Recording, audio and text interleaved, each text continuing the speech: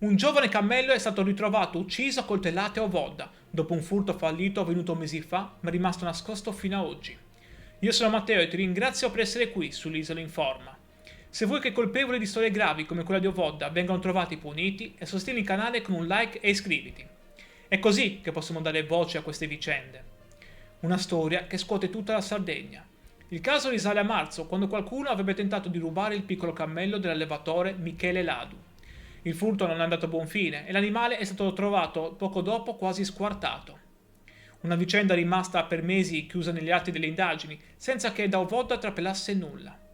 Ma perché la storia emerge solo adesso? Il motivo è legato a una seconda indagine partita in parallelo. Nelle ultime ore, infatti, i carabinieri di Nuoro hanno eseguito 3 perquisizioni a Oliena, a Zara ed Esolo, ordinate dalla Procura di Roma.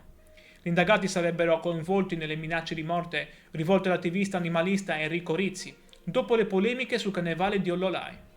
Sono stati sequestrati anche telefoni e dispositivi per gli accertamenti. Ora le indagini viaggiano su 2 binari.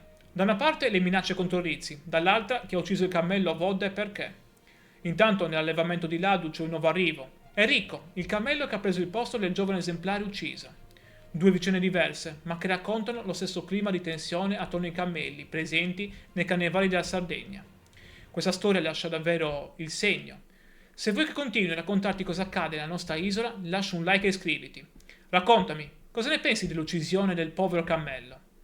Grazie per la visione, ci vediamo e ci sentiamo alla prossima.